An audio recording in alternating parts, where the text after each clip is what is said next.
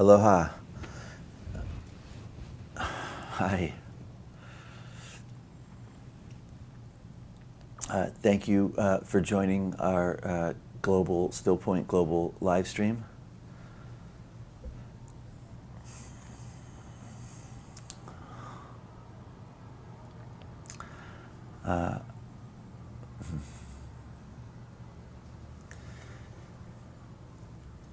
We're tuning the technology here.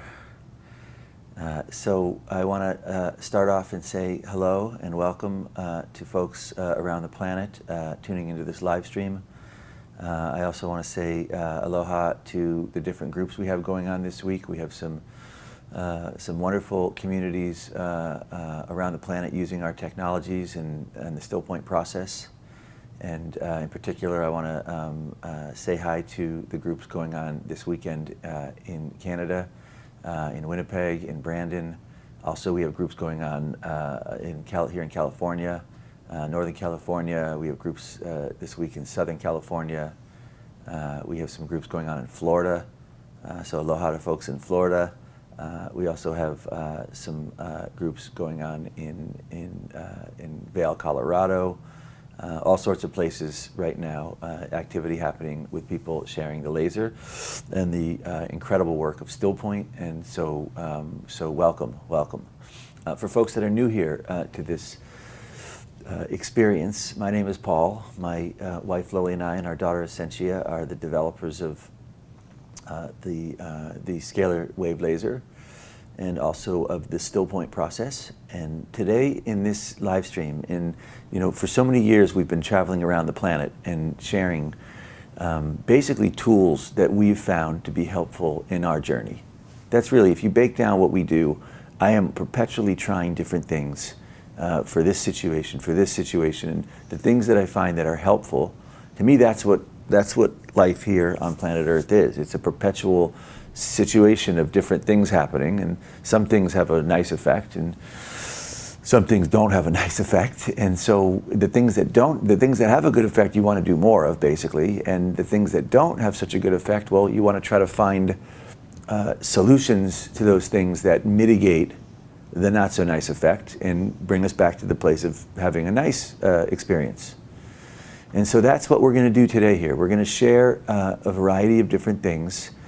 For years we've been doing this, and I just want to make a reference that it's always our preference to be live at events. And now for 11 years we've been traveling around this planet nonstop, and it's been great, and we love to do it. And in this past year, we've kind of a number of things have gone on that have kind of induced us to not be traveling quite. We're still traveling more than most people, yet we are not traveling as much. We have more events in different areas, and flying around has not been as easy. And we have some very new exciting things that I just want to touch on that are part of what's been going on, that we've had to kind of stay focused and present with this, some of these new projects that we have going on, which has made it not as easy for us to be bouncing around. When we travel, we go for a weekend event, we leave Thursday, you get the weekend, then we miss Monday, and so we come back and there's 3 days, and then we're off the next weekend. And so I just want to qualify that it's always our preference to be live at events. We love doing live retreats and seminars and retreats, and so I apologize that we're not there. And yet the technology and our team and the people helping us were able to still be there in some ways. So I just want to qualify that. Right now we have some exciting new programs that we've been developing. Primarily we have a variety of ebooks and new digital trainings of all of our different work that we've been sharing around lasers, around Stillpoint, around diet detox. And we have some also amazing accreditation programs that are kind of dialing in with these different, this different digital content, so that people can basically learn more about our products, about the process we do, and ongoing training, all through a new portal we have online. And it's very exciting, and we've been focusing on it so that we can reach more people and that consistently give out the new work and trainings that we are passionate about sharing with people. So on that note, today I want to kind of shift a little bit of how we've been doing things today and kind of get back to the way that we did things for years. And today, at some of the groups going on this weekend and this week, it's a concentrated kind of period to focus on new information. And to me, I'm not that drawn to sharing information for your brain. I'm really more passionate about sharing resources and information that can help you to change your life. That's really what I am passionate about. And so we're going to shift this process today to really be a seminar around Stillpoint and sacred scalar energy, and then the products that go along with that.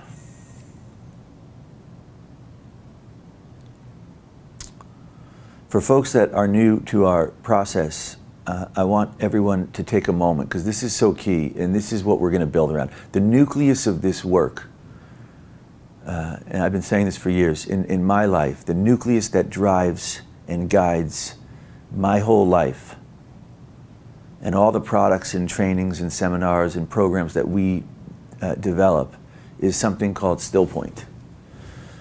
And so I want to share that as the start point, because if you use today as an opportunity, whether you're watching this at home, whether you're at one of our retreats around the planet, if you use this today as an opportunity to reset and to set in motion a new way of moving here on planet Earth using Stillpoint, I tell you, then that is the key. That is the most important thing that I can share and convey with you from my perspective. And the tools, the technologies, we're going to show you how those technologies help to support this process. But if you get this key thing, I tell you that it's by far the most important thing I'm going to share today. So on that, and it's key to health, to wellness, to longevity, to being in a state of where you feel satisfied and happy with life, and to well-being at large. And so everyone try something. Everyone take a nice, for folks that have been to our seminars, I often share this, so you'll be familiar with this. If you're new to our programs and seminars, you'll often hear me say what I'm about to say throughout the course of the seminar or retreat. I use these as trainings for Stillpoint. So everyone take a nice big breath in, and then relax and let go. Your body normally breathes, right? Breathing in, out. Take a big breath in, positive, negative. Positive, negative. It's a wave that's going positive, negative, positive, negative. Take another nice big breath in, and now stop right in the space in between the breath. Positive, negative. You can do it at the top of the breath. You can do it at the bottom of the breath. You can do it anywhere. This is not a breath work, by the way. You can do this anywhere in the process. Take another nice breath in. Stop right at the top of the breath.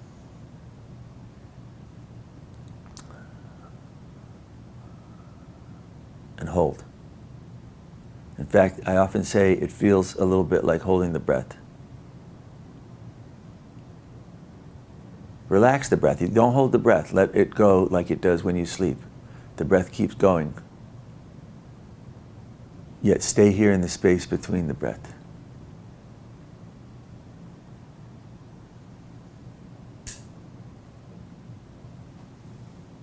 This is Stillpoint.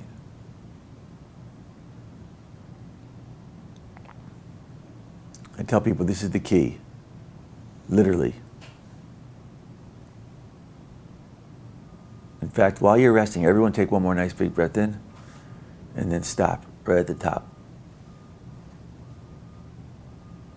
While you're resting here, feels like holding the breath, try holding a thought or an emotion.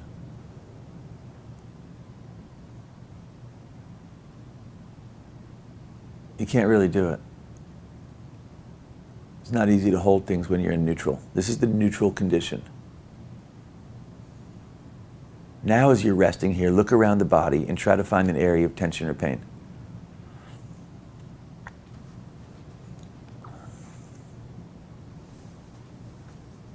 It's not easy.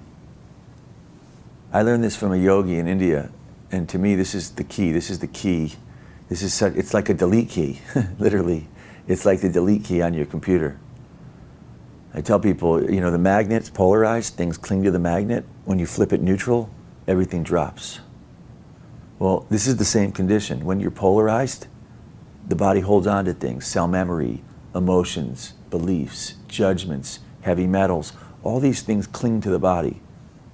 They're all things. In India, they call it karma. All these things.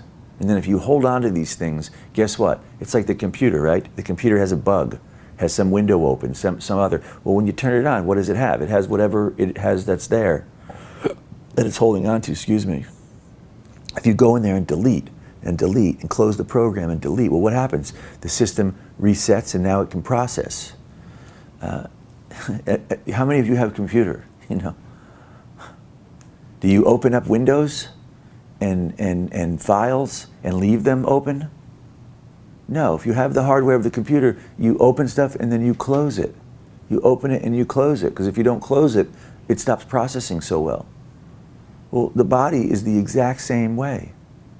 If your body is holding on to old injuries, old emotions, old beliefs, old judgments, old stresses, some argument or situation you got in or some other situation, well, guess what? It holds on to this stuff. Now its energy is compromised. It doesn't process as well, and people then get other problems. To me, 90% of the problems that I work with people, the outer problem is not the issue, the injury, the insomnia, the migraines. Those things to me are rarely the problem. You know, I want to be clear, I'm not a doctor. I don't try to fix or cure or heal anyone. I don't view the laser as fixing, curing, healing anyone. I don't view Stillpoint as fixing, curing, healing anything. What I focus on is dissolving those things. Just like your computer. In fact, everyone take one more nice big breath in and stop.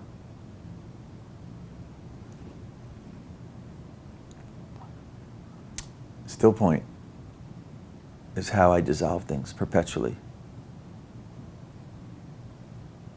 Now check in one more occasion here as you're resting here for a moment. Just check in and does it feel good? For me, when I rest right here, just tune in for a moment. Take a breath in, stop. Feels like holding the breath, let the breath keep going. It has this nice feeling. I do seminars all over the planet and I share Stillpoint everywhere I go, and I ask every group, how does it feel? And people say it feels relaxing, it feels like coming home, it feels like peace or love. Well, there's a reason that this feels good. We're going to touch on this a little bit more later. The suffice to say that the reason this feels good is that they have studied yogis who all live in this state. They call this the breathless state in India, the breathless state. I call it Stillpoint. There's different names, the space between the breath. The reason it feels good is they found that when yogis rest here, their cells fill up with something called nitric oxide. Nitric oxide. And nitric oxide has a hugely beneficial effect at inducing the body, to the vasodilation of the body. It vasodilates your body, it relaxes your body.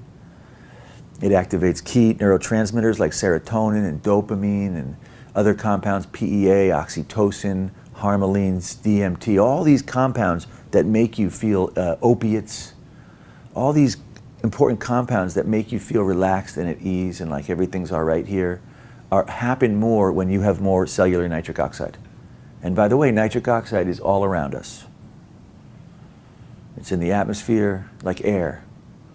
When you're stressed, you don't absorb it. When you relax, yogis are resting with high concentrations of nitric oxide. Well, why is that important? Well, nitric oxide is also a relative to something called nitrous oxide. And nitrous oxide is laughing gas. It makes you laugh in bliss and then go to sleep. Well, nitric oxide also induces this subtle state of bliss, euphoria, but it doesn't make you go to sleep. It doesn't make you go to sleep. And so to me, it's very powerful molecule And they've also found now, we were at the anti-aging conference this past, in December, and all the buzz now is that nitric oxide helps to activate white blood cells, it kicks in autoimmunity, and new research is showing that it kicks in stem cell production and other key anti-aging longevity things like sirtuin, telomeres, all these exciting things being researched in longevity, anti-aging. They're finding nitric oxide helps to increase these. So basically, if you want to feel relaxed, if you want to have a good immune system, if you want to be in bliss and live for a long while feeling good and in bliss, well, then nitric oxide is basically a companion that you do not want to not have in your life. For me in life, I look around and I'm like, oh, well, let's see what's good, what's happening here that's good effect. Nitric oxide is priceless.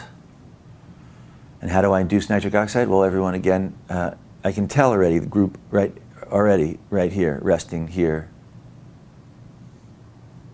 Cultivate resting here. When you're thinking and emotions and stress, those things pull you out of this nice state of nitric oxide. Babies, by the way, have very high nitric oxide. They can tell how long babies breastfeed based on elevated by the concentration of nitric oxide. So when babies are young and in that nice state, they're loaded with nitric oxide. The second way I kick nitric oxide is through diet, which we'll touch on a little bit later. There are certain foods that I take that help kick in nitric oxide, and lasers. Lasers have been found in studies to increase cellular nitric oxide, as has sunlight. When you point your head up to the sun, it kicks in elevated nitric oxide. Great, so I want to, we're going to shift gears here in a moment to lasers, yet the format of this training is going to center around tools, around Stillpoint and the tools that we use to induce Stillpoint in our daily experience. So good, so let's go ahead and pass around lasers. Now we're going to shift gears and discuss the scalar wave laser and lasers at large. So we're going to take a moment, go ahead and pass around lasers to anyone. Raise your hand if you're new, if you're one of the smaller groups or one of the larger groups. If you would like to try laser, raise your hand, and we'll have people to pass out lasers. And if I'm going to wait one moment here, if you can do a quick introduction into how to use the laser, that would be fantastic for anyone helping, affiliates helping at some of these groups. You'll notice I'm going to take a moment, and I tell people, use today as a training. While lasers are being passed out, you use today as a training to cultivate this. It's like having a car, and if you're learning to do the stick shift, you learn when to drop it in neutral, right? You're waiting outside someone's house, you put it in neutral so the car can idle, it can rest. You don't keep it in gear, you keep it in neutral. Well, Stillpoint is being in neutral. So in my life, when there's a little transition, or something's going on, or not sure what's happening, I go, shh, drop in. For me, it's like a autofocus. I just, shh.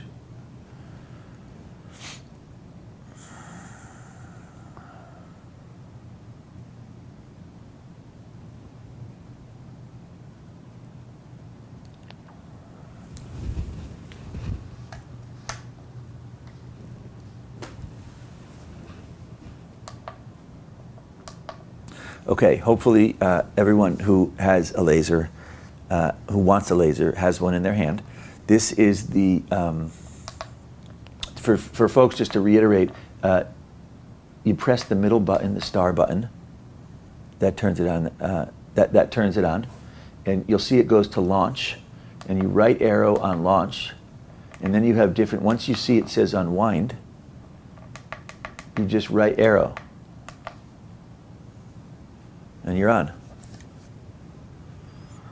You can tell it's on when the light is coming out. Very sophisticated method we have of telling that it's on. This is the scalar laser.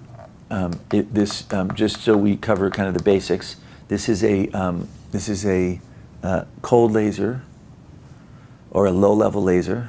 By the way, once it's on, you can just put it over anything you've been having problems with. If you've had some knee pain, shoulder pain, whatever's going on, you want to work on the face, you want to work on your digestion, you want to work on the brain. I tell people, you know, I might, throughout the course of this this retreat, this seminar, I'm going to mention different ways to use it, and I want to cover this laser is a low-level cold laser. Often the names referred to these lasers are cold laser, low-level laser, soft laser, healing laser, therapeutic laser. This one is called the Scalar laser. It's our kind of unique contribution to the field of laser therapy based on our approach, and I'll touch on that in a moment. And throughout the course, you know, our lasers are cleared as an over-the-counter medical device. This is a medical device, though I want to say medical devices are not the only ways that lasers are used. You know, you have the high-powered medical device lasers, which are used in surgery, they're used in ophthalmology, they're used in cosmetic, they're used in dentistry, every form of surgery has a laser. They're being used in research for stem cells and genetic research. So the whole medical industry is heavily invested in using lasers. They're using higher powered lasers, much more expensive lasers. Hundreds of thousands of dollars, millions of dollars for these lasers. Then there's our type of laser, which is a medical device laser, which is approved as an over-the-counter device. We're one of the few lasers, 95% of all medical lasers, probably 98, 99%, you have to be a doctor to use them. Our lasers are one of the very few that are cleared as an over-the-counter medical device, which is rare. And it's why our lasers are much less expensive. Even the other lasers in the industry of wellness and in chiropractic and sports medicine, most of those are much higher, $10, $15, $20, $25, $30, $40,000 for those lasers. Ours is not inexpensive, but it's much lower. Our lasers over-the-counter approved for pain relief, inflammation, circulation, arthritis or arthritic pain in Canada, and relaxation of tissue. That's our medical device clearance. We're cleared by in USA, FDA, Canada, Health Canada, Europe, CE, all of Europe, and TGA, Australia, TGA. Also some other countries as well. That's our clearance. I also want to kind of stipulate or qualify that there are other ways that people use lasers. Cosmetic. Cosmetic in most countries is a voluntary registration process. In other words, if you're not making claims, I'm very careful never to make claims. I don't view this as a curing, healing device. To me, I'm going to explain what I view it as a tool to very gently donate energy and relax and unwind tissue. There are also many people using lasers for veterinary. Veterinary is non-regulated in most countries. A lot of companies say, when I first got into lasers, they all said for veterinary use. Before FDA and other countries started clearing lasers, they all said for veterinary use on them. This laser, a lot of people use it for veterinary. There's also what I call research, exploration, yogic, and energy wellness. Another way to use lasers. A lot of healers and folks using lasers for energy wellness. But again, the caveat, the key is don't make claims. As soon as you start making claims, that changes and it turns into a medical device.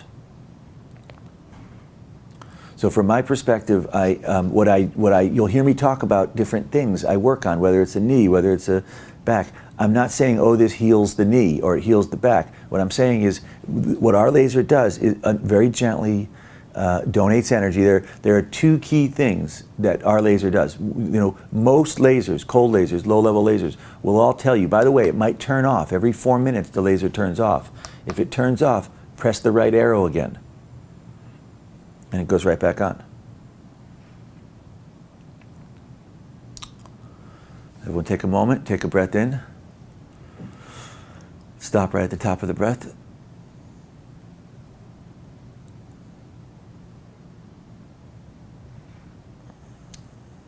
Find the more you do this, your whole life changes. You'll start to rest and abide here. My life, every 10 or 15 minutes, I've trained my brain. Most people are busy going through the day and they're collecting things. Someone gets upset, some other thing goes on, it's a perpetual kind of going around and bumping into things and going on to the next thing. My life, I've trained my brain to every 10, 15 minutes say, ch-ch-ch. I don't want to collect things from other experiences and bring them into my next experience. I already experienced them. What do I want to bring them to the next moment for? Okay, so good. So we covered little basics about lasers. Just as a reference, the people that are using our lasers, when we first started getting involved in this world of cold lasers, it was almost entirely chiropractors, physical therapists, massage therapists, acupuncturists, dentists, sports medicine folks, healers who were buying lasers. And we still have, to this day, a huge percent of our global community of people using this particular laser and other lasers is wellness practitioners. Now there's more and more sports teams, there's more and more US Olympic teams using lasers. We have more and more doctors and hospitals using lasers. And because of our new clearances for over-the-counter use, we have tons of lay people getting involved in laser therapy. At this point, we probably sell 70–80% of our lasers to lay people who are not practitioners. So that's very exciting to me. And the reason this is exciting, and the reason that I kind of tell people, we have some great new exciting things going on online.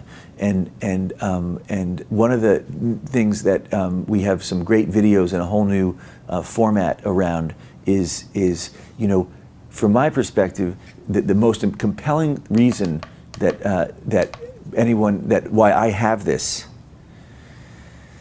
is, why wouldn't everybody want the ability every day, whatever situation or issue is going on in your life, to change the physics of that situation? That's really what we are dealing with here with lasers. Lasers change the physics.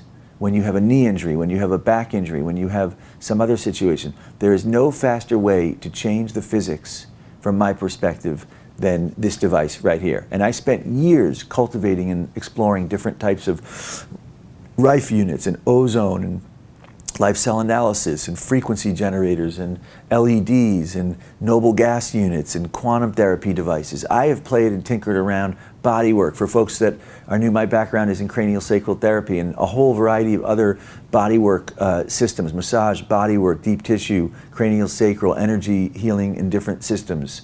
My passion when I deal with people with dealing with situations is, well, how do you change the physics of that situation? If there's something going on and it's a repetitive problem, well, what's your goal? Your goal is to change the physics so it's not going on in the next day. And to have a technology, so many people here on planet Earth are living their life, and they're basically dealing with situations. Where they are basically not doing anything to change the physics. And then the situation of the physics gets so bad that they have to go and see a doctor or someone. And then it's at the point where the goal, now they're not doing the work of changing the physics of the situation. It's like a garden. Anyone garden or have a farm? Well, you go out every day and you look around and you say, oh, okay, well, there's some bugs today. Well, we got to do something to change the physics on that. Oh, there's no rain today. Well, okay, we got to do something you steward the physics of that situation by doing different things and seeing, well, oh, did that work? Oh, no, it didn't work. Let's try this. And if it did work, well, okay, great. Then we'll keep doing that now. Well, your body is the same way. It's a garden. You're growing your body every single day. And every day on planet Earth, there are things that kind of, come at you, and it's okay. Some, and basically something, knocks you, an emotional thing or a cough. Yesterday, we were doing work with our team around some of this new, with our publicist and a whole bunch of the person helping us with different projects, and basically I got burnt out late in the day. I was dropping into Stillpoint, and as I was resting in Stillpoint, the room was cold, and I was so in a nice state that I didn't, and an hour later, I popped out and was like, wow, I'm not feeling good. My throat was, and so I said, oh, okay, I got to change the physics on this thing. And so I started doing various things. I started taking some supplements. I started lasering, and sure enough, today I'm fine. That is the key. Do you have tools to change the physics of what's going on. And do they work? Do those tools work? Well, I'm sharing with you two of my favorite tools, and we're going to today go through all of the different tools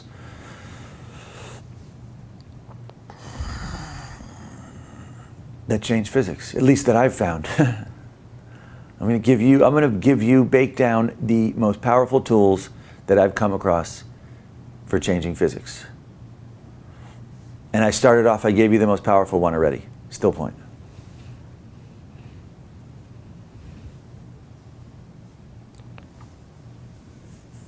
The second most powerful, let's not list them in most powerful, they're all powerful, is cold lasers, low-level lasers. I started sharing about lasers, and to me, in 5 or 10 years, every home's going to have a laser. We've been using lasers now for over 11 years, and I have no reference how people don't have that live without a laser. We use lasers for every situation that comes up in our journey. They are profound, and it's not just us. I mean, everyone in medicine is using lasers. There's a reason everyone else in medicine is using lasers. Everyone in medicine is using. It's the biggest thing in medicine, lasers. From my perspective, it's like the computer. In a few years, every home is going to have or want a laser. It's that powerful at changing the physics. So let's look real quickly at what lasers do to change the physics. By the way, if you're using it right now, we're going to get into protocols in a moment. If you're using it, you might try going down one onto quantum, right arrow on quantum. That's another really good program. If you need help, raise your hand. Someone can help you at one of the events. And when you're on quantum, just move it to a different area. Unwind one thing, unwind something else that's been going on. So here's what makes lasers so profound from my perspective. Lasers are really, really good at donating energy, photons, into the cell. That's to me what lasers do so beautifully. They donate a nice stream of photons into your body. So if you're dealing with a knee, it's like a sun, right? The sun donates photons, right? You plant things in the sun, they grow bigger. Why? Because the photons are energy. And the energy goes into the things, and they grow the things, and the things grow and they grow bigger, because that's transfer of energy. Well, same thing happens in your body. Your body is driven by something called, it's energy. It's driven by something, every cell in your body is driven by something called ATP, which is adenosine triphosphate. It is the body's cellular energy. It is the cell energy. It's in every single cell, and it is so good at doing what it does. Well, understand what ATP does. ATP is in the mitochondria in the cell, and in the middle of the cell is the nucleus, which is where the DNA is happening. The mitochondria that surrounds the nucleus is sending energy in every moment. Your cell is firing up this energy, ATP, and it goes into the nucleus, and it drives the nucleus to download more information, like internet. And that information tells the cell how to find solutions to problems and how to regenerate new cells. That is what happens in the body. In every single cell. This is why I don't play doctor. This is why I don't try to cure or fix or heal anyone. This is why the laser doesn't cure or fix or heal anyone. Your body can cure and fix and heal, and it's called regeneration. And every single one of you is really good at it, or you would not be here. That is all people do here, is to regenerate their cells. Constantly and perpetually regenerating cells. How? ATP, downloading new information, cells keep replicating. That is the only thing that happens in the body, period. What lasers do to assist that process, and why I use lasers in my life every day, and why I go around sharing lasers around the planet, is lasers donate photons, and in studies, in numerous clinical studies, they have been found those photons increase the production of ATP. So lasers increase the production of ATP in the mitochondria by as much as 150%. So if you have a knee injury or a back and the cells kind of are stressed and they shut down, what happens is it lowers the production of ATP in the cell to the point where the cell can have very low amount of ATP. Those are situations that aren't healing. In other words, when you have a knee or a back or some situation and it's not feeling better, it's because the ATP production is limited, the cells are stagnating, they're not replicating as fast as they can to rebuild new, healthy, vibrant tissue. And what lasers do, again, in many, many studies, is they increase photons to kick in that cellular ATP so the cells can start rebuilding, regenerating, and downloading new information. That is why I use lasers. Lasers are profoundly effective at doing this. They do a lot of other things, by the way. Lasers increase nitric oxide, which makes the cell relax and not feel stress and pain. In studies, lasers increase nitric oxide significantly. And the benefit, I tell people, you know, we use some LEDs, light emitting diodes, in our technology. We use very unique ones, which I don't get into. Yet there are other devices that use LEDs and other types of light therapy technology. The reason that I used to work with LEDs before I worked with lasers. The reason that I work with the technology that we developed is that LEDs, from my perspective, don't get into the mitochondrial region of the cell like lasers. So while LEDs feel good and they're nice, they don't kick. It's the joules, Joules of the lasers, it's called joules, that get into the tissue and kick in the ATP production to increase significantly. So again, what lasers do is they donate photons, they stimulate the cell's ATP production so those cells can rebuild and regenerate. This is why I am involved with lasers. Now, I got into lasers for folks that are new to our community. Everyone go ahead and take a nice... See, we're going to keep doing this through the course of this seminar and training so that by the end of it, heck, you're probably already totally there. You can tell the more you practice Stillpoint, it starts to expand your fields of perception. When I drop into Stillpoint, it's like, oh, I'm back home. You know, the body for me isn't the home. The body is like the clothing. To me, the home is our field, is the space around. For me. And that's nice because it's not restricted or confined. It's vast.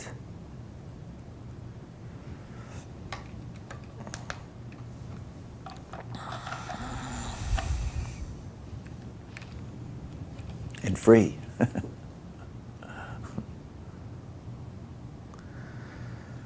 Okay, so to give just a little, I want to discuss for a moment our approach to lasers, because there are many approaches to lasers. There are lots of lasers out there, and I love all of them. I tell people, if you are out sharing our laser, don't put down other lasers. A lot of laser companies put everyone else down. They say, there's no good, ours is using this wavelength, it's the best wavelength, and every other wavelength's no good, or ours has this approach, it uses this, and I tell people, just, that's fine. I just listen to people when they tell me that. I walked around at the anti-aging conference, and there were other lasers. I went up to them, and they didn't know I had my booth. You know, it was interesting. I don't tell people, I just kind of look around, and then they'd come by and see, oh, this guy has a laser also. So I listened, you know, and everyone's got their pitch, and that's fine. I just say, oh, that's great, that's great. I'm glad to hear that. Our approach is our approach, and I'm going to explain to you why we make lasers the way that we do. And I just want to say, our lasers are made in an ISO 13485 facility. We're an approved medical device facility. You wouldn't guess it. We're up in Vermont, in a very rural and peaceful area of northern Vermont. And we are in a nice barn-like building. It looks like a barn. It's not a barn. It looks like a barn with mountains in the background. And we make everything in-house. It's ISO-approved medical device facility. We make everything in-house. We hand-make them and fine-tune them, which is why I always say our lasers are kind of custom-made. We ship them. We custom-make them to the right country, to the right color. We fine-tune them because it's the fine-tuning that gives it the very subtle effect that we're after. I got into lasers about 11 years ago. I was dealing with a dental infection, a major tooth infection, where I couldn't turn it around. I was doing everything from hydrogen peroxide to Rife units to all sorts of different energy type technologies. Nothing worked.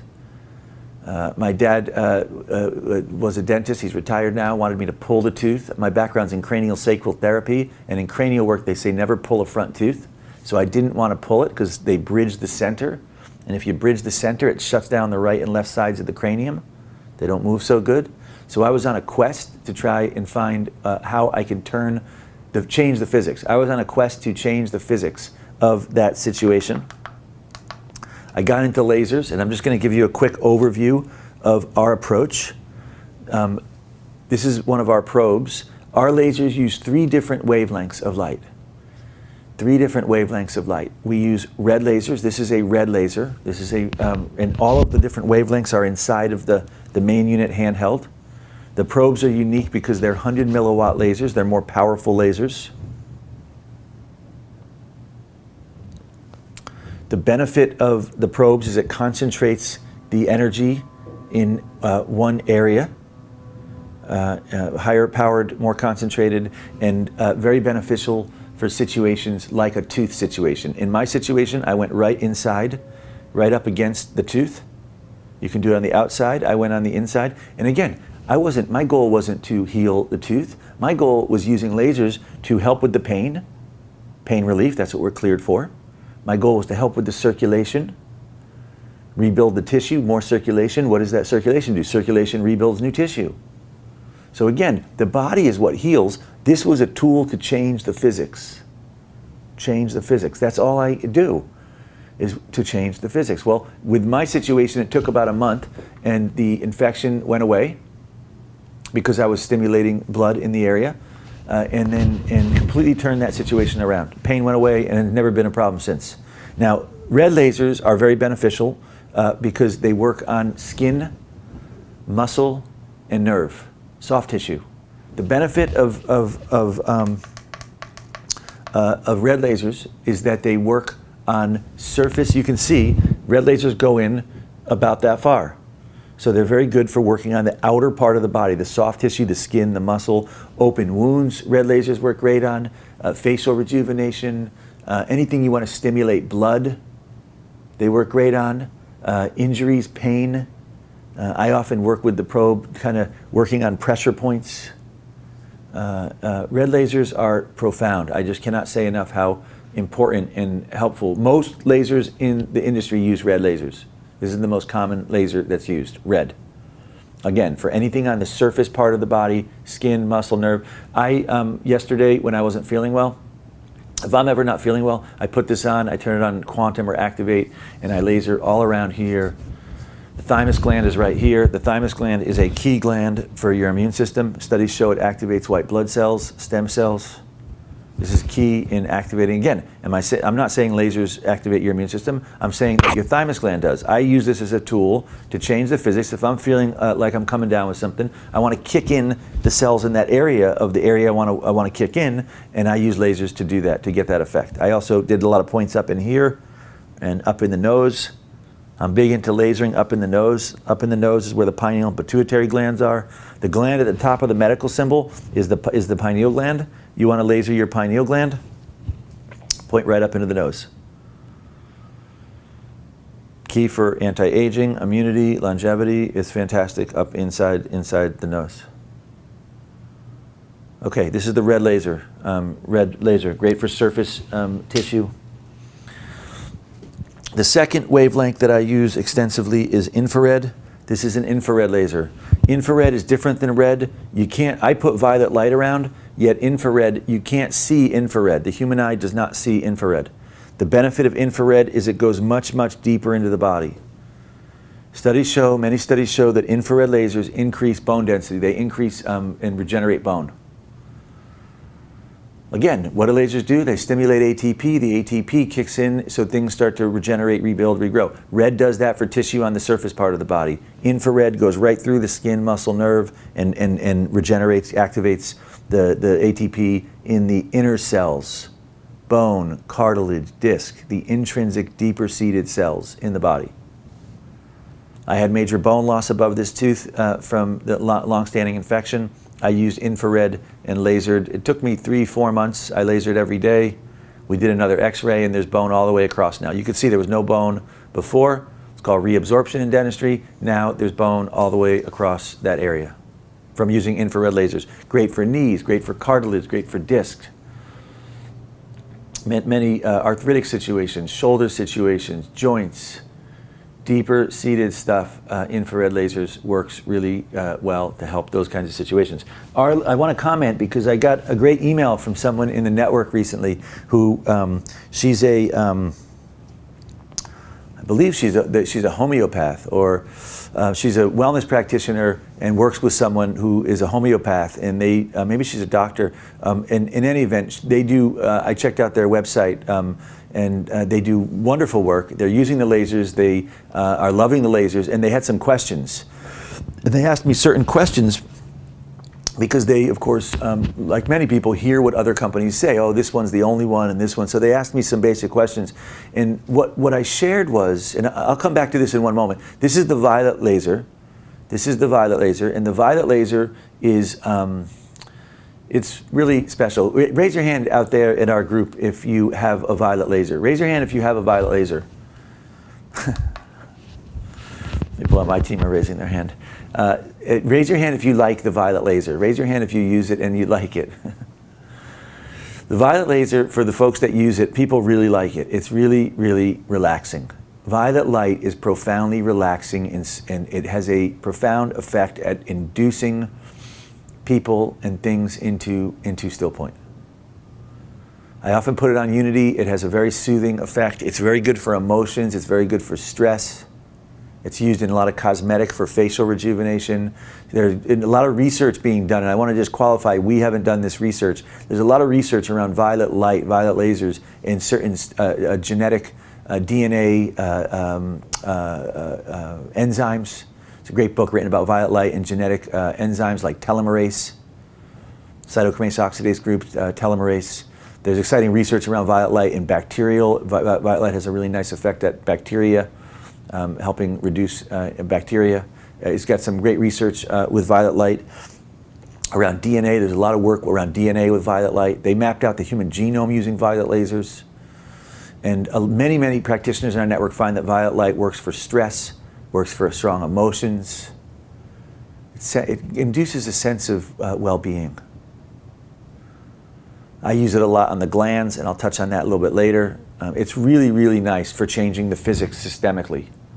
And I use it off the body. A lot of people have blockages in the energy field that surrounds the body. I know it sounds kind of new age, you know, the aura and the chakras and the energy field. It sounds new age, and yet there's so many researchers and scientists that have studied and shown how the energy around the body, you can measure on, if you have a meter, they have scientific meters based on certain, that can pick up a detection of different kinds of fields. And if you go to any person, you can detect a field that emanates 5 or 10 feet around the person. And they've done studies, and they found that people, when this field is nice and vital and strong, the people that are having more issues around pain, around depression, around insomnia, often their field is having not as much energy. So there's a direct correlation with the energy field around the body in health and wellness. And so if you are larger seminars where we get into the quantum field, we call this envelope of energy that surrounds the body the quantum field. And if you, from my perspective, if you want to cultivate good health, the most important thing you can do is to cultivate this field of energy that surrounds the body. Which the number one way that I do that is resting here in Stillpoint. Everyone take a moment, take a breath in. At a certain point, you don't need the breath. The breath's not even relevant. You just kind of take note and go, oh yeah. It's like in your car, you just flip it. Well, the more you rest here, guess what happens? They found that with people's energy field, they found that when people sleep, the field of energy goes out another 5 or 10 feet when the person's brain stops. You know, that's how I equate that. When the brain relaxes, guess what gets stronger? It's like the computer. If the computer's racing with all these different things, programs, something's not working, and you clear that or close those things down, guess what has more bandwidth? The computer has more processing power.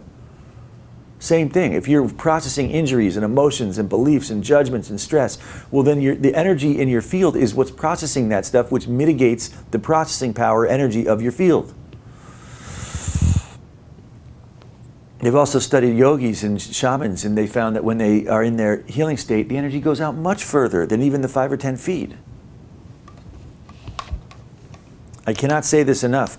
Health, well-being, health is all about the state of energy in your field. You want to change physics in your life in a big way. Start cultivating your condition to be in a state of equipoise, and your field will naturally start to fill up. Why is that important? Well, when your field is nice and filled up, guess what that field does? The field strengthens your blood, your lymph, your cells. It makes so much sense. It's like a cell phone, right? If the cell phone's got no juice, right, it doesn't last that good.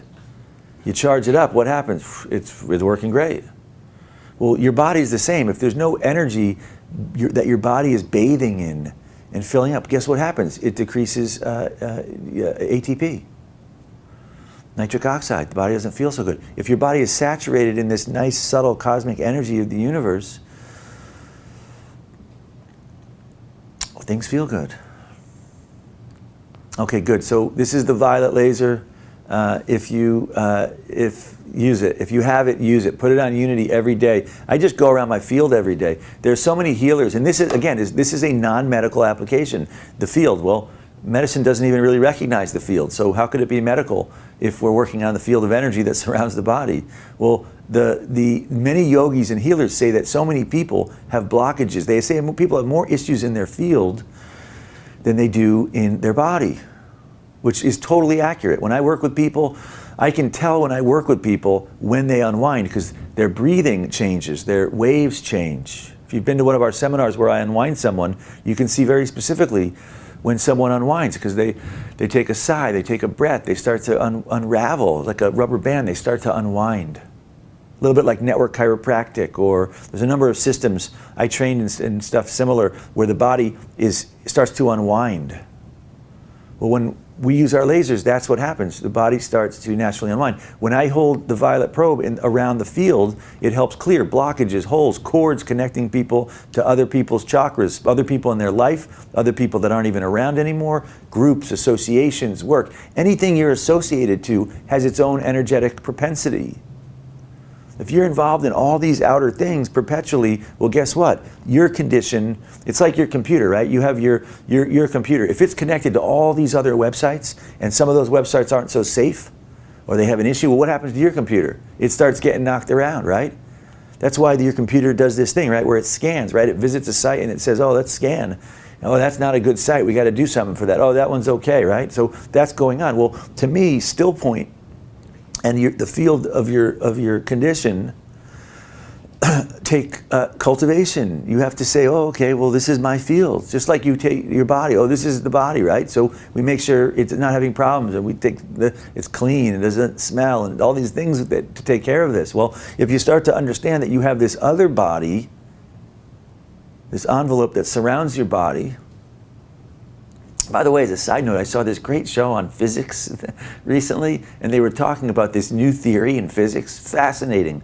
And this new theory says that all these different particles that we have, quarks, proton, neutron, electron, all these different things, that there's this, it was called something like supersymmetry, or it's this new theory that says that all of these things, I was watching this and I'm like, I love it when I watch these science shows, and it's like, yeah, that's what I've been talking about, and they're defining it. So they're saying now that all these particles in this universe, they can tell this by the symmetry of the universe, by how much symmetry there is in our universe. All these different particles that basically make our universe, right? All these different, they're studying the particles that happened at the initial onset of the universe, and how those particles are what basically made the universe and life.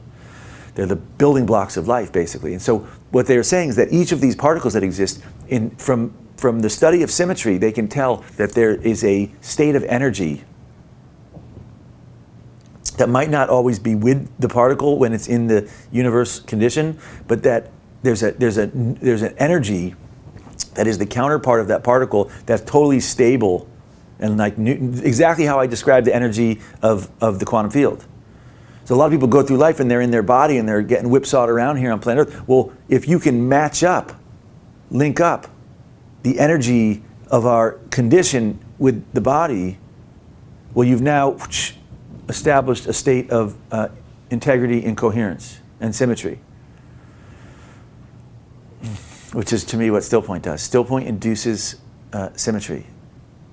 And cultivating this field around your body on a daily basis is huge. And if you have, whatever you can do it with Stillpoint. If you don't have laser, do it with Stillpoint.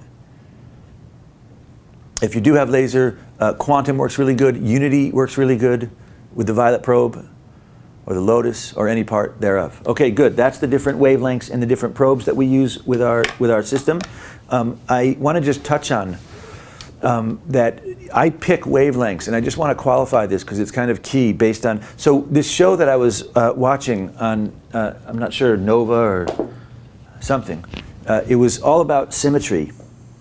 Actually, what it was about was, it was all about the research they're doing with lasers underneath in these colliders that's called CERN, and it's underneath in Switzerland, and they have other ones, and they've been researching. This is so they underground. They're sending tons of high-powered laser energy, and when the energy comes together, it collapses and it opens up basically the same or very similar conditions to what happened at the Big Bang, at the onset of our universe. And so they're able to study the chain reaction of what happened at that moment to start to better understand what's happening, basically. and so what they found, so all these particles that exist that make up life, electron, neutron, proton, muon, quarks, all these different particles that they've been studying, they haven't totally understood what's the process. How did that process happen? Well, with this big collider, they're colliding energy together, and when it collides, it sets in motion the very same thing, so they can see all the particles, because they have this huge sensor that can is the most powerful sensor that can sense all these different subtle things that happened, or maybe not so subtle things that happened, that prompted our entire universe into being. Well, one of the things they've discovered, they hypothesized it, and now they've discovered it, is called the Higgs field, or the Higgs particle. It was hypothesized, and they've now proven it that this Higgs particle, basically this Higgs particle is the first thing that happened at this Big Bang moment. At this moment that kicked in our universe, this thing kicked in, and then all these other particles started kicking off from this thing.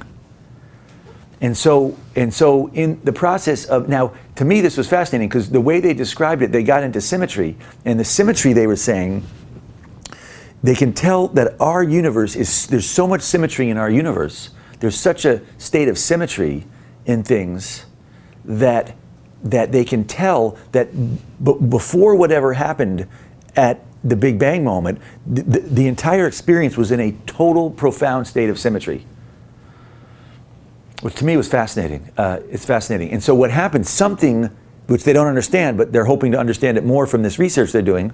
I'm hypothesizing what these scientists were saying, by the way. And so, or not hypothesizing, just conveying how I understood it. So whatever happened at the Big Bang, they use the analogy of a top. The top spinning, and it's really tight and coherent. Well, that's symmetry. And so whatever was going on in this whole play was in a total state of symmetry. Well, if you took something and hit that top, it would kick into motion a whole wobble and a whole entropy, and that everything would start going like this, lack of symmetry. Well, whatever happened, what they were saying, what the scientists were saying, was that whatever happened at the moment before the Big Bang, it hit the symmetry that was in place, and our entire galaxy, our entire universe and everything in it is basically that effect. All those particles and of that lack of symmetry that the experience got knocked into a state of disarray. So, and they can tell that the stars, the galaxies, the universe is the lack of symmetry, even though it's got profound symmetry. Which is really cool, from my perspective, to have a reference of that. Now, by the way, you can say, oh, it was this bad experience. And well, it was a good experience because it prompted the ability for us to have like planets and the physical body. So our being here is a result of that effect, which is also kind of cool. So from my perspective, here's how this is relevant to me and what we're discussing here today. Life, it's no different. To me, it's the same thing than coming to planet Earth. You know, you come to planet Earth, they say the spirit, whatever we are before, whatever is in a state of, it comes to planet Earth. Well, what is that? That's like the moment of the whatever happened at the Big Bang that blew out the symmetry, and you got this. So come to planet Earth, and babies come in, and then life here can knock off that symmetry. And those things that kick in, whether it's a stressor, an cell memory, an injury, or some belief or judgment or some psychological shock, or thinking, all of those things are lack of symmetry. All those things are the things that are going like this, that are, and so to me, the key every single day is, how do we re-induce symmetry? And I've been discussing this stuff for years. All this kind of show that I saw in this description, it just qualifies in a way to me that's like, oh wow, science is actually confirming what I have been basically doing and sharing for years, which is that when we can induce this state of symmetry, whatever's out of symmetry resets and comes back into a nice state of equipoise, coherence, and symmetry, which is what Stillpoint is. Everyone take a nice big breath in, stop right here. In fact, that's how I see my work, is how can I every day induce coherence? People have heard me for years say, you can bake down health to one thing, coherence. Are you in a coherent state? Babies come in, they're totally coherent. Are you in a coherent state with your condition? When I'm in a coherent state, well, guess what? I feel really good. Life feels great. I don't feel pain, injuries, thinking. None of that stuff happens. I feel equipoise, bliss, energy. Good work, everyone. Now, on the one hand, lasers are, so far we're discussing tools, right, for changing physics and inducing symmetry and coherence, right? So lasers, well, why are lasers good? Well, lasers are coherent light. Other light, LEDs, other light, the light comes out and it diffracts all over the place, which is what illuminates a room. Lasers are coherent light. The light stays coherent. It stays together. Why is that beneficial? Well, for one, if you do lasers over a knee, over back, that coherence activates things and says, hey, let's have the conversation of coherence. Let's activate coherence. So it induces, naturally, lasers do, coherence. That's cool.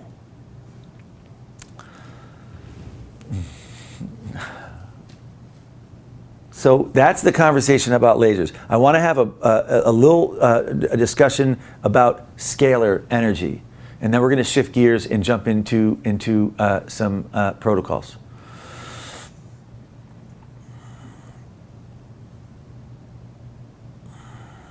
Actually, let's do a protocol, and then we'll come back around and touch in on. Actually, let's touch in on scalar real first, and then we'll jump around and do some protocols.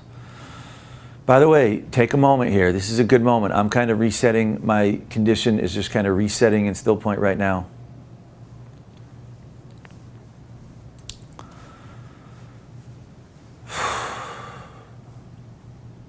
All right, good. So I want to touch on scalar energy, because scalar energy is the next technology that I use extensively, and it fits so well into the conversation of symmetry and coherence, because for folks that aren't aware of what scalar energy is, scalar energy, a scalar wave is you can define it as a perfectly symmetrical wave. It's in perfect wave symmetry, a scalar wave. And by the way, a scalar wave is any wave that you see that looks like this, like DNA. DNA is a scalar wave. The medical symbol is a scalar wave. Whenever, I'll give a very quick overview of scalar energy and why, to me, you want to have tools that have scalar energy. To me, scalar energy, Nikola Tesla was really big into scalar energy. In fact, he was really into it. People don't, they named the car after him, but he was not into cars. He was into scalar energy. Scalar energy is the energy that permeates the universe. It's like prana or chi or universal energy, only it's a mathematical equation. So here's what a scalar wave is. A scalar wave, traditional waves are moving in a direction. It's called longitudinal wave. It moves in a direction, goes from one point, goes to another point. That's a wave that we consider wave moves. Going across the ocean or the wave. Well, a scalar wave is not moving anywhere. It's not really a wave like we consider a wave. A scalar wave is more of a field, right? So if you took this wave, all right, and you took the past and you took the future, the 2 points, it's moving between 2 points, polarity, 2 points, and you took that wave and you basically wove both into the present in the same moment, they would collapse and it would form a scalar wave. That's a scalar wave. A scalar wave is a field. It's not moving anywhere. It's a perpetual field. If you took this wave and you flipped it vertical and looked at it from another plane or dimension, it would look like this. It would look like this, which is why scalar waves look like this. So in India, they refer to these things, and if you study yoga, my background's in yogic experience, and if you study the yogic tradition, the key to the yogic experience is to balance out in India they call it karma. It's not really karma, it's polarity. Anything that's polarity is lack of symmetry and has an inertia. You see, all karma is something that has inertia, right? So say you had a wave, and the wave was moving. The next moment from the wave is defined by the previous moment. It pushes the next moment of the wave. Well, in the same way, in your body, if you have an injury or an old emotion or a belief, well, the inertia of holding that from the past brings it into your next moment in your life. And so your next moment in your life is conditioned by whatever you were holding on to in the previous moment. Which is why I tell everyone to drop into Stillpoint, because why carry things from the past into the next moment when you can? Babies don't do that. Yogis, healers, great saints don't do that. They go into each moment not bringing in the past into the next moment. Well, a scalar wave is not moving in a direction from the past. There is no past, present, future in a scalar wave.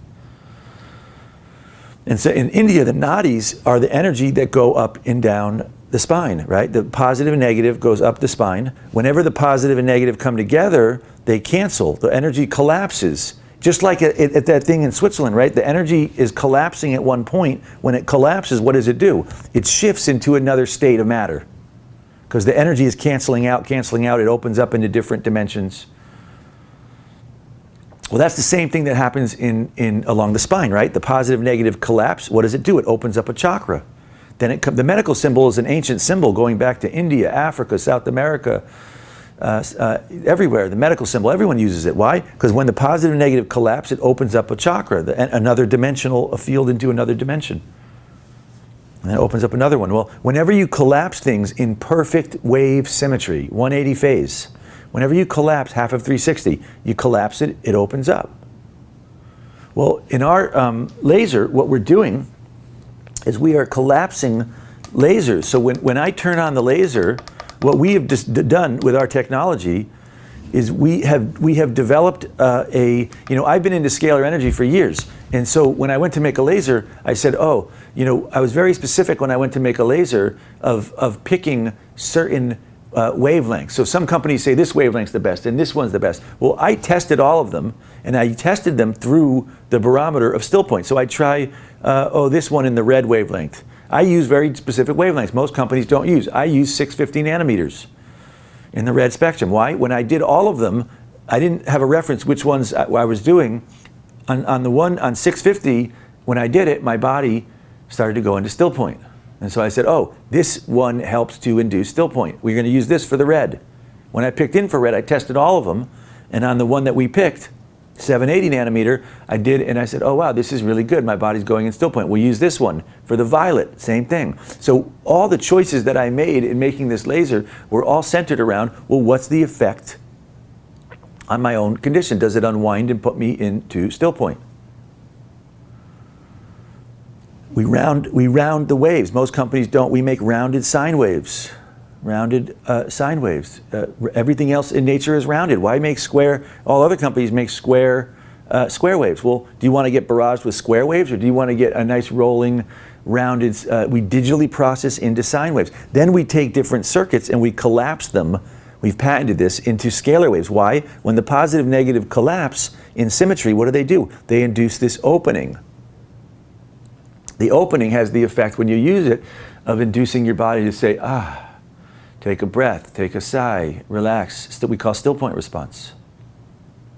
So we made this laser to be very specific at activating and inducing the body into Stillpoint, into coherence in symmetry. So we have symmetry waves. So the waves coming out are perfect scalar waves, which is the medical symbol. The medical symbol is a perfect scalar wave. That wave is basically a symmetrical wave. What does it do? It induces the body and ultimately your entire condition into symmetry and coherence.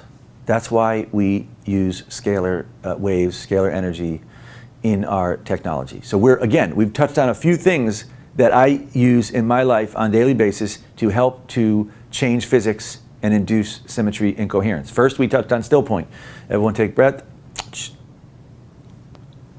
What does it do? Collapses asymmetry, resets symmetry.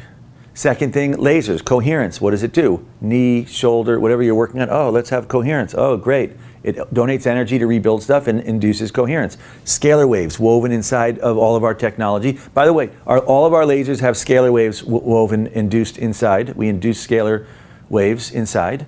And our Wi-Fi technology is a home scalar wave generating technology to induce balance from EMF, harmful cell phone towers, smart meters, Wi-Fi, people with strong emotions, neighbors, anyone who's going too strong, the subtle scalar waves induce things to relax, unwind, decompress, and to induce symmetry in your home environment. We'll share that in a little bit. It induces symmetry in your home environment.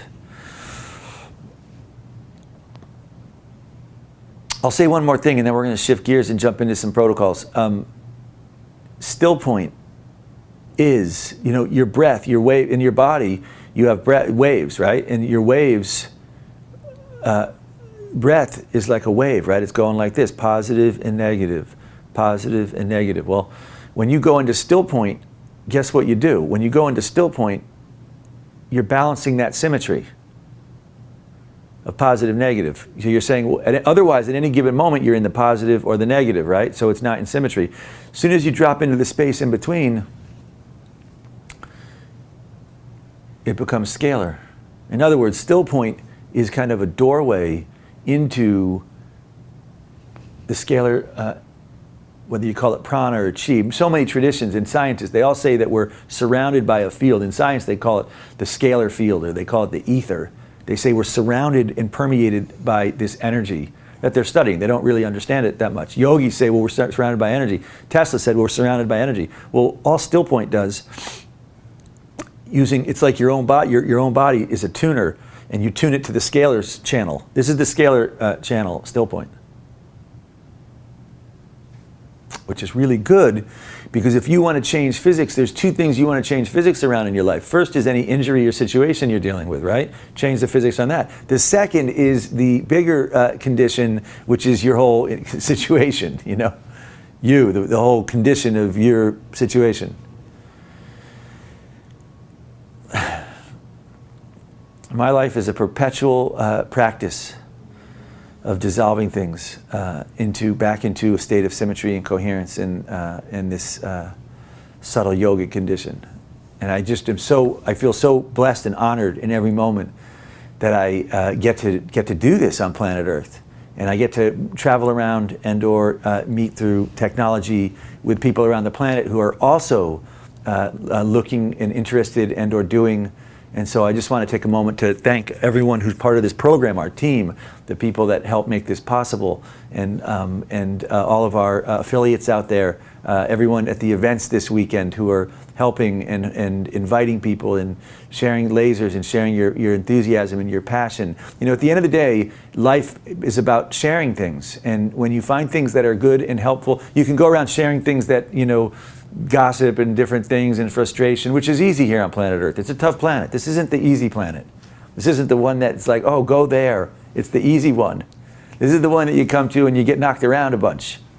And even amidst getting knocked around, there is profound blessing, profound opportunity, and always opportunities. I always say this. There are always opportunities in every situation to help return some situation back to symmetry, back to coherence, back to its essence state.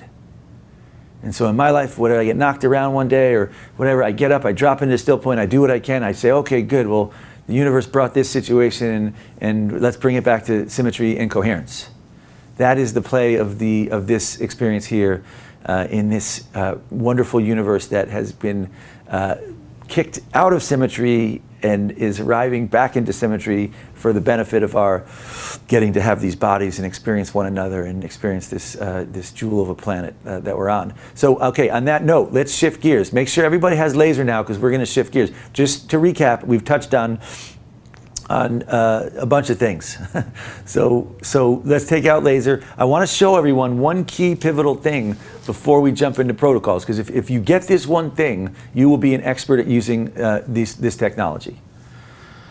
And even if you don't get it, you'll still be an expert, because it's easy. I made it to be really easy. You can have no clue what you're doing and get great results, which is evidenced by many people who tell me when they come to our events that they didn't even realize you could do any of this stuff, and they love it. And I say, do you like your laser? They say, love it.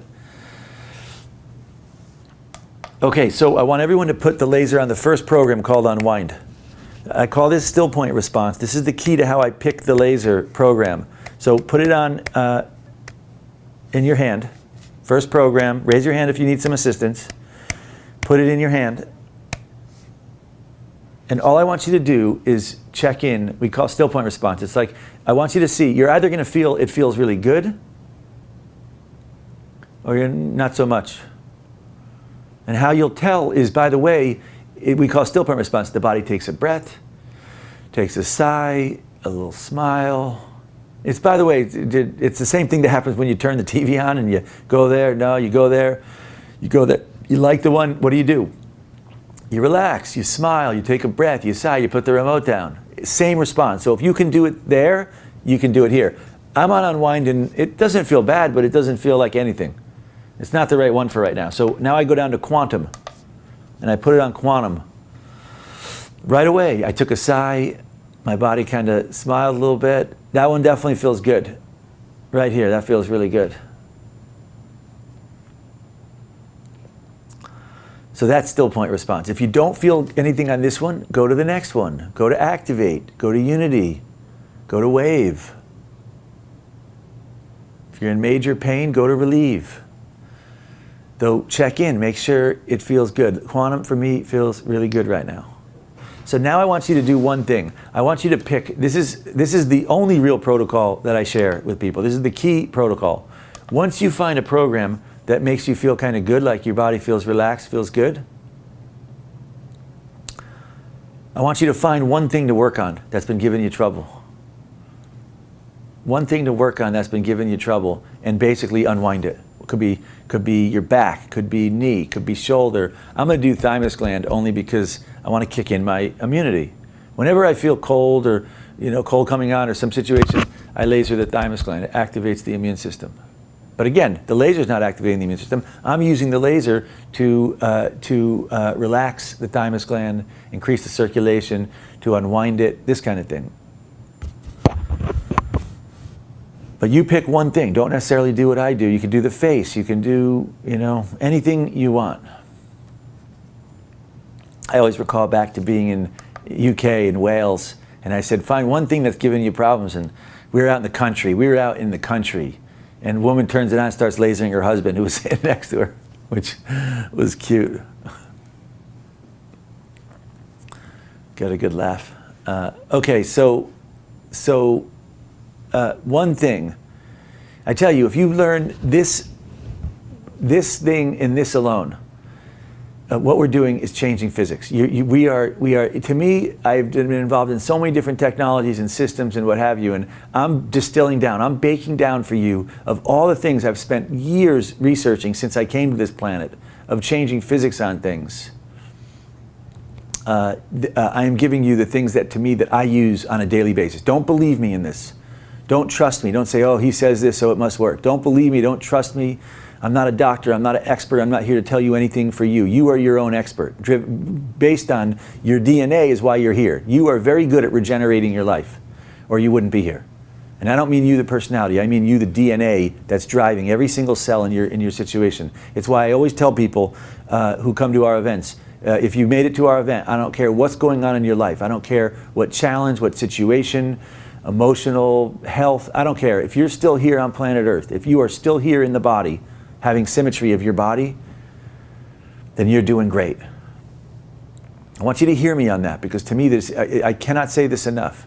If you are still here in your body, you are doing great.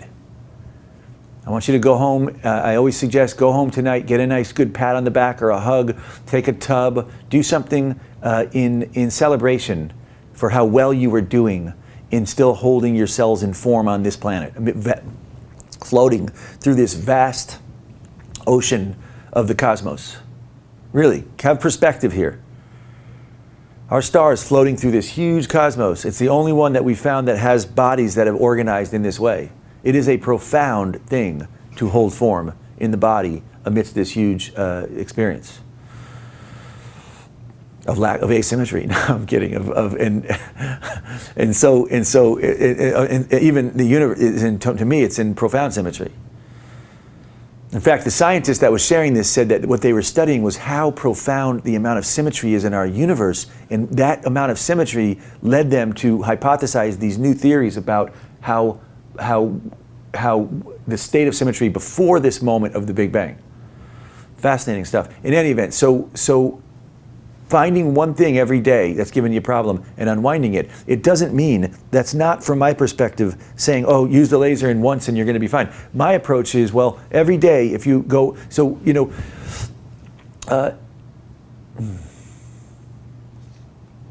your body's,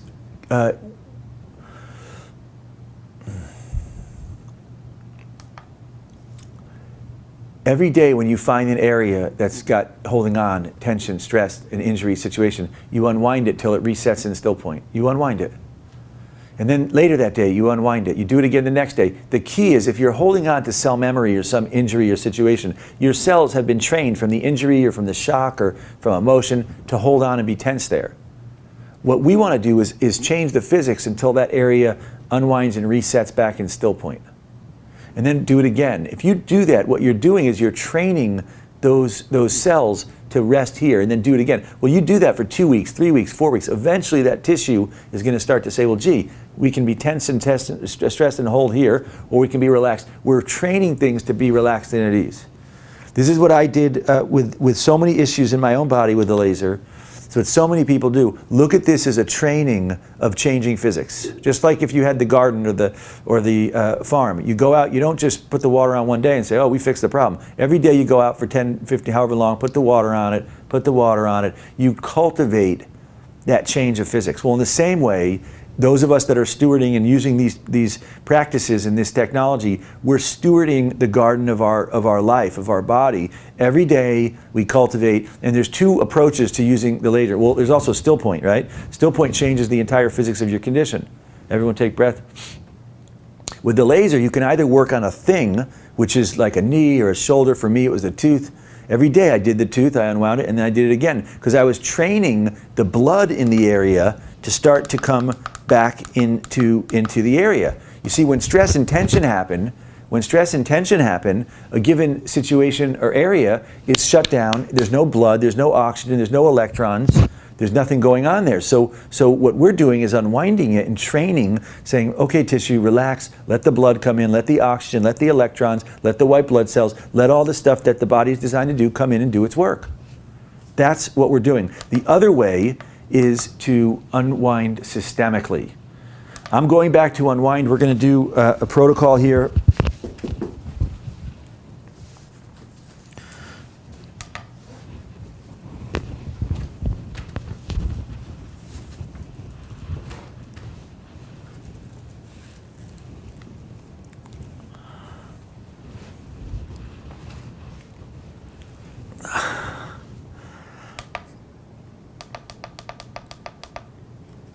Good moment. Look in your life for the challenges. You know, I'm getting on this chair and I'm not totally sitting in the way. I like to sit. You know, you don't want those things, the little challenges between all the other things, to be the things that make you worked up. So I try, when those things happen, not always successfully, but I try to slow down and say, oh, okay, let's slow down here. Something's not fitting here. There's lack of symmetry here. That's a good moment to drop in still point. You know, waiting for something in the car. People are shopping or doing something, and I'm waiting. And drop in Stillpoint. Use those moments as the opportunity to reset into symmetry, coherence. Okay, so we're going to do this protocol. Raise your hand if you do the unwind protocol. If you have our laser, this is the protocol, to me, I do every day, and it's the one that helps with the systemic condition, retraining your entire system. And we're going to do 3 points. The first point we're going to do is the adrenal glands, which are halfway up your body on either side of your spine. I'm on unwind.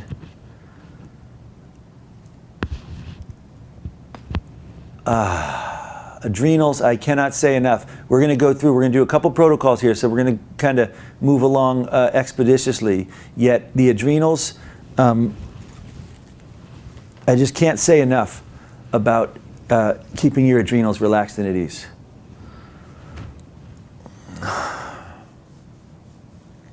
So I won't say anything. No. I can't say enough, and then a huge moment of silence. I'm unwinding it, so I'm dropping into Stillpoint while I'm doing this. Yet there is no more important thing to do from my perspective than to unwind your adrenals in your body. To me, it is the most significant thing for most people that I work with. The perpetual adrenaline and cortisol complex, which is called, it's when your body is releasing adrenaline and cortisol. So adrenaline has a very specific function in the body. And that function is to kick in your sympathetic nervous system, and in particular, the fight or flight mechanism. So it's a great thing when there's a stressor, when there's an outer stressor, a car's coming at you or an animal's coming at you. The adrenaline situation is really good because it kicks adrenaline, and the adrenaline travels through your blood stream and goes all over the body, and basically tells the adrenaline does something. It's got a very specific thing. It's kind of like at the gas station. If there's a fire, there's a thing you pull, and the thing you pull does something, right? What does it do? Well, it shuts down the gas flow, and then it makes a noise so everyone can run, right? That's basically the same as what adrenaline does, right? So if your adrenaline kicks in, right, here's what adrenaline does. It goes around your body, and they know this, right? They've done studies. They know that adrenaline shuts the prostate down. They know that adrenaline shuts the sexual glands down, fertility situations. They know adrenaline shuts the pancreas down, diabetic situations. They know excess adrenaline shuts the thymus gland down, immunity, autoimmune, chronic fatigue, fibromyalgia, Lyme disease. They know adrenaline shuts the thyroid down. They know it shuts the hypothalamus, your lymphatic system, and EMF protection, and metabolism, weight, all this kind of stuff. They know it shuts the hypothalamus down, which produces oxytocin and balances out your parasympathetic situation, makes you feel good. They know it shuts the pineal and pituitary down, depression, insomnia. Why does it shut things down? Because it's like the thing at the gas station. It's designed to shut things down, because the second thing adrenaline does is it kicks in your blood pressure, so you can either fight or run like heck and get out of there. That is the mechanism of adrenaline. It is an override mechanism, which is good for protecting the body when it's appropriate. Problem in our society is people are living with a constant state of adrenaline and cortisol. And so they're in this state, it's shutting down all the systems in the body, and it makes it very hard. People with chronic pain, people thinking, when you're in adrenaline, you're thinking, you're trying to figure stuff out. When adrenaline, you bring me any condition, any name of any condition, and to me, adrenaline's at the root of it, almost always. ADD, adrenaline. Insomnia, can't turn off adrenaline and get melatonin and the rest of the things working. Immunity, adrenaline. You name the condition, and adrenaline is often aging. There is no faster way to age than to have excess adrenaline. Adrenaline is basically pressing it. It'd be like having a car and putting a rock on the gas pedal. So how long is the car going to last if the if the gas pedal is revving full on for nonstop?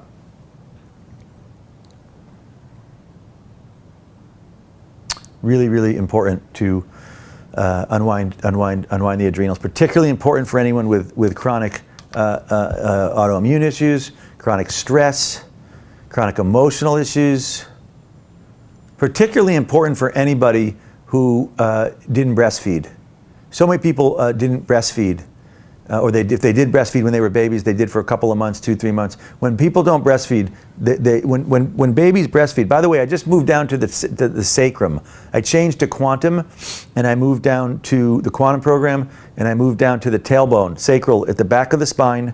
You can do it back of the spine, or you can do it in the front over the pubic bone.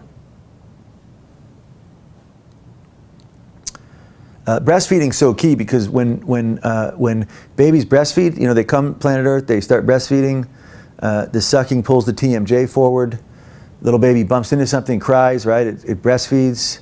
Well, within minutes, the baby relaxes. Mother's milk is high in oxytocin. Oxytocin it changes the glands. The baby has stress, outer stress, bumps into something, starts crying. It breastfeeds. Oxytocin is released in orgasm, ecstatic states. And it makes you, it shifts your sympathetic condition. Just like adrenaline kicks the body into sympathetic mode, oxytocin kicks the body into parasympathetic mode. Oh, everything's all right. Everything feels great. It's no problem. Arrive to planet Earth, breastfeed. Oh, hey, this planet's not so bad. Bump into something, cry. Hey, breastfeed. Hey, everything's all right. Emotional thing, breastfeed. Babies that breastfeed for a year or two or more learn how to shift from sympathy back to parasympathy. So they don't hold stuff. People that don't breastfeed, I didn't breastfeed, bump into something, hold on to it, go to the next. They hold on, adrenaline. They don't shift from adrenaline as easily back into parasympathy on a neuroendocrine glandular way. And so often people, I ask everyone I work with, people with chronic fatigue, fibromyalgia, autoimmune, often I ask them and they say they didn't breastfeed. Almost everyone, 80-90% didn't breastfeed. Well, why? Well, they don't breastfeed, their adrenaline's going, they reach 20-30, they get electromagnetic sensitivity, chemical sensitivity, autoimmune issues, chronic, fibro, Lyme's, their adrenaline is burning out the other glands. The thymus gland's not even on. So many people that I work with dealing with different situations, to me, the key thing that I do on almost everybody I work with is to shift out. Glands work through a principle called entrainment. It's why when women live in a house together, their cycles come together. People grow up around their families. They get entrained to the people they grow up around. The biggest thing I do with people is to unwind entrainment. Unwind the adrenals. If you can shift your adrenals so they're not running the show, well, guess what? Then the thymus gland, pineal, pituitary, thalamus come into play. They start running your show. And when they run the show, they run a different show. They don't run the, hey, everything's stressing out here show. They run the, hey, this place is a nice planet. Let's be compassionate. Let's be understanding.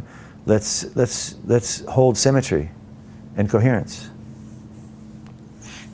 I changed, by the way, to activate. I was on quantum, and it was all right, but it wasn't totally doing it for me, so I changed. It wasn't putting me into Stillpoint as much as I wanted to go into Stillpoint, so I shifted to activate.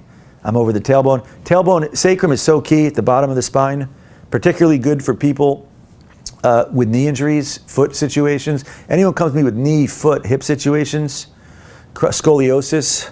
You know, the sacrum is the bone they gave the name sacred bone. It's the only one the bone namer is called the sacred one. Well, it moves like a pendulum or a plumb line. And as it moves, what does it do? Well, it moves the whole spine. The fluid along the spine is flowing through the spine. And when it moves, there are big nerve trunks that go down the legs, and it moves, it pumps blood down the legs. People with knee injuries, often the sacrum isn't moving at all.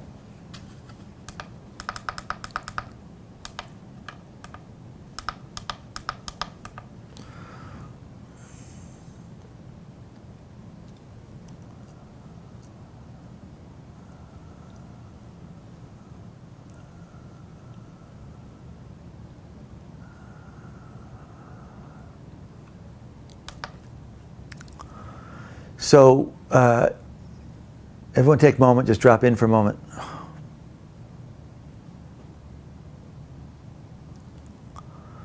The sacrum is so key to being in your body.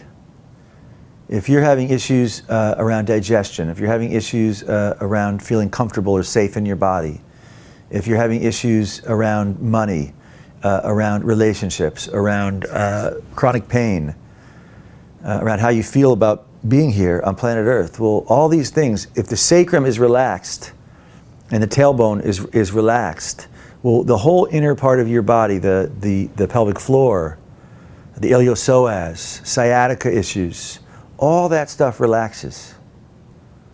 Really, really powerful thing to work on. And lately, for folks that have been doing this a while, I've been lately working, as I do the sacrum, I do a moment on the SI joint, right on the outside of the sacrum. So the sacrum goes like this, right? And then you have the ilium right next to it, the big things that kind of flange up like this. And the joint where the sacrum and the ilium come together is called the sacroiliac, or the SI joint. And a lot of people will have one leg that's totally pulled in at the sacroiliac, and that leg is locked up, and often that leg then appears to be, one leg shorter than the other, but that torques the whole spine.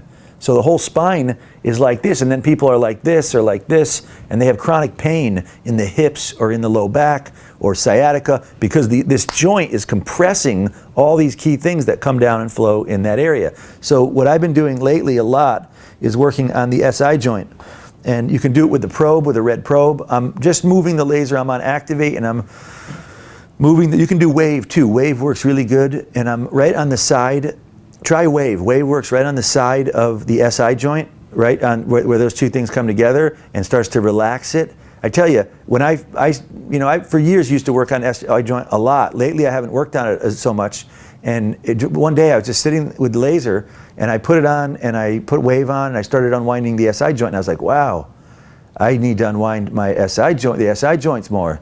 And so now, for the last month or 2 months since I started doing it, I've been unwinding it, and progressively, this is a great example, I'm retraining the SI joint. I'm not saying, oh, the laser is going to fix this or heal this. I'm saying every day I'm just cultivating, I'm unwinding the tissue in that area until it relaxes, and then I do it the next day until eventually I've been noticing a kind of different, more space, more opening in this whole area, in this area of the body. This is an example, and by the way, I'm sharing with you a few things that I've been doing and that I find helpful, but don't go home and say, oh, you don't know what the protocol was. Dig in. Your body has millions of protocols waiting to happen. Whether you know anything or not, whether you understand anatomy, start with where you feel tension. Just put like a heating pad. We're an over-the-counter approved device for relaxation, for pain relief, inflammation, circulation, arthritis, or arthritic pain in Canada, relaxation of tissue. Well, dig in and find something you want to get more pain relief and circulation and relaxation of tissue on. It's your body. You grow it. This is your body. You're the one growing this thing. Not you, the personality, you, the DNA.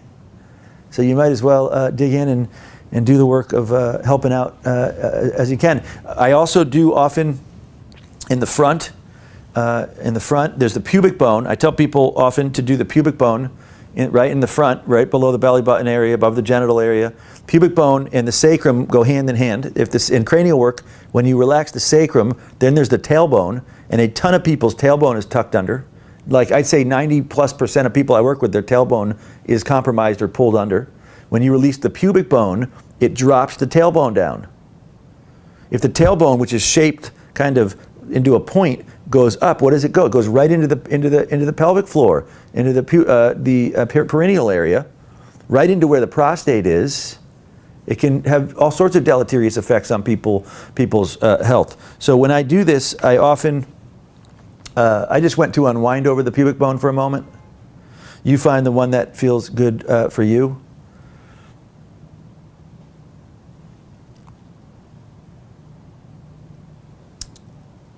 Often I go to the sides of the pubic bone also, a little bit over towards the hip, because when you do it on the front here, there's a lot of radiating points here for the SI joint. So when you unwind on a little bit off to the side towards the hip, those are great points to help support some of the tendon ligament structures that also can be tight. And when those are tight, it kind of it pulls in the sacrum and the SI joint. It kind of opens up the space, so kind of the hips and the SI joint and the sacrum can all kind of loosen. And the pelvic area can loosen. Okay, this is a huge area. I can't tell you how many people I deal with lower extremity issues, lower disc issues, where if you can unwind the SI joint and the sacral area, those situations are going to naturally, the symmetry, in other words, the symmetry of the body, right and left, are so affected by the sacrum and the pubic bone and the SI joint and in this area. Huge. If you can unwind that area, you're basically balancing out your symmetry for lower extremities and the lower part of the spine. Now moving right along to the upper part of the anatomy, we are coming to the third key area that I work on. The third key area on every person, and I do on my body, I try to do every day. Let's recap. We did adrenals first. Halfway up the body, either side of the spine. You can do it from the back and/or from the front.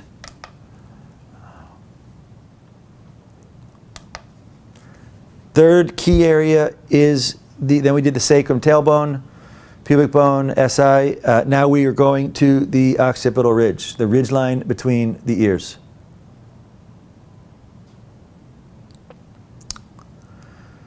Ridge line 2 to 3 inches between the ears.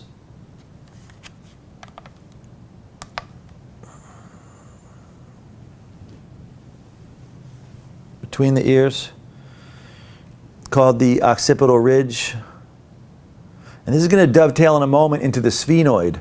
To me, there's a huge, kind of like the SI joint, the occipital ridge and the sphenoid, just like the SI joint. This is kind of a key area. So we're going to start off on the occipital ridge. And the occipital ridge is so valuable, so important. It's so key. And then right below the occipital ridge, you have the atlas. So just like down there, you have these kind of pivotal and important kind of collaborative structures that all kind of work together. And if any one of them is kind of off kilter, it can compress the symmetry of the lower extremities. Well, in the same way, your body, this is why cranial sacral, because these two places, the sacral and pelvic area and the occipital ridge and sphenoid and this area, cranial, they're the key areas to induce greater coherence and symmetry in the rest of your body. Everything else kind of moves from these areas. So from my perspective, this area here, occipital ridge, is so important because basically, when what they found is that when people get stressed, in other words, when adrenaline happens, they found stress, the TMJ, temporomandibular joint, gets tight. When the TMJ gets tight, clenched, it clamps the jaw, it clamps like the back of a door. The occipital ridge goes like a door. Well, the problem with that is that the occipital ridge is where a certain nerve comes out called the vagus nerve. The vagus nerve. And the vagus nerve is the key nerve of your body. The vagus nerve comes out of the cranium, it means the wanderer, and it basically governs your breathing, your digestion, your circulation, your heart rhythm, your organs, your heart, your pulse. It basically is the conductor of the symphony of your physiology, the vagus nerve. And what happens when it slips out right here is if the TMJ gets tight and the occipital ridge goes like this, the vagus nerve gets pinched. And when the vagus nerve gets pinched, it shuts down. And that's why they say when people get stressed, what shuts down? Breathing, digestion, the heart, all key vagal nerve function systems. So many people I work with, their vagus nerve is compromised by ongoing stress. Anyone with digestive issues, colitis, irritable bowel, constipation, hiatal hernia, Crohn's, anyone with insomnia, depression, anyone with anything basically here on planet Earth will benefit by unwinding adrenaline, unwinding the sacrum so that the spine resets back into gravity, and then opening up the occipital ridge so that the vagus nerve, the thing that's telling everything what to do, can be relaxed at ease and doing the things that it is designed to do. You'll see occasionally I hold the laser right on the body. And for me, you know, if I pull a little bit back right now, my body is kind of dropping into stillpoint. So that's stillpoint response. So when people often ask me, well, should they move it around? Should they keep it in one place? Should they do on the body? Should they do off the body? Well, you can do anything. You know, again, what we're doing here is changing physics. And here's how you change physics, right? You change physics just like in your garden, right? You try something and you say, oh, it's growing more. It works.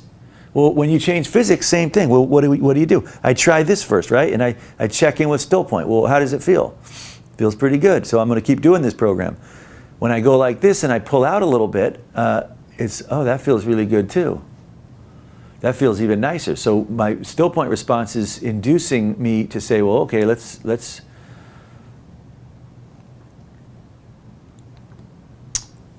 do this. That's good.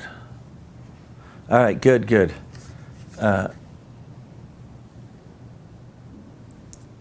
That's good. That's so good. I just look for the moments when you're using laser where your body starts to unwind.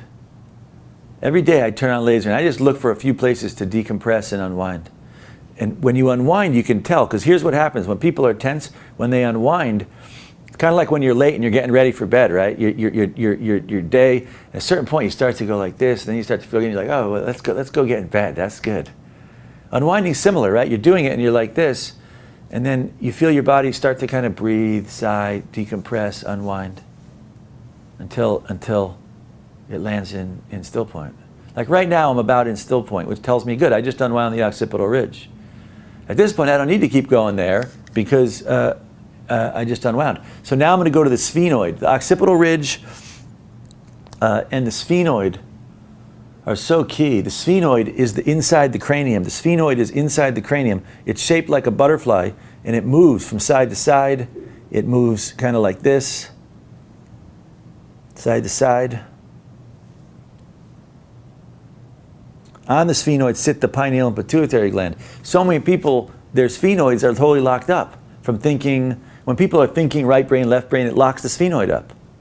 This is why I always say that thinking is overrated here on this planet. It's way overrated here.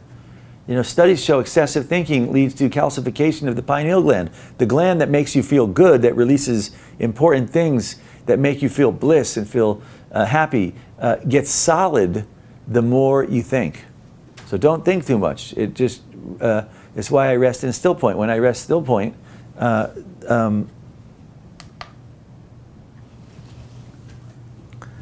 when I rest in stillpoint, you don't think so easy. It doesn't happen. And usually there's a smile on the face because there's nitric oxide, and that induces all these important things that happen in the brain to kick in.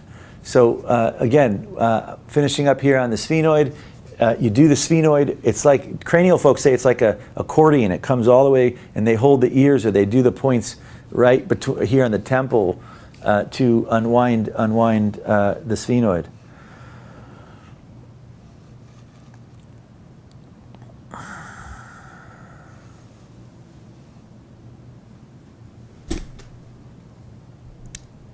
I'm on, what am I on? I'm on Cohere right now.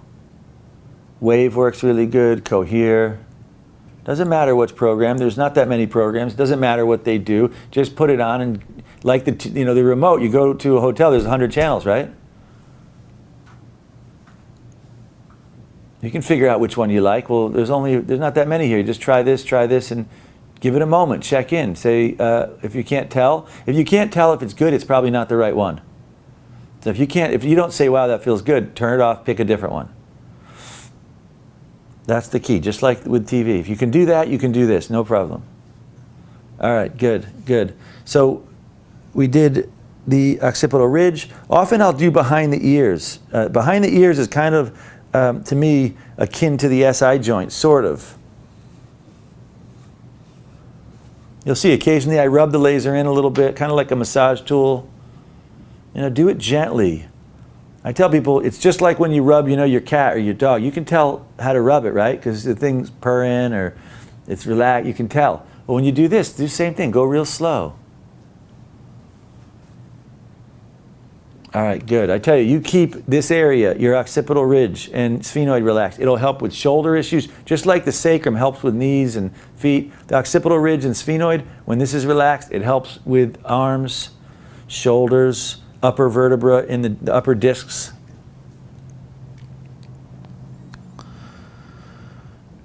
All right, good. That is the unwind protocol. Okay, that's the unwind protocol.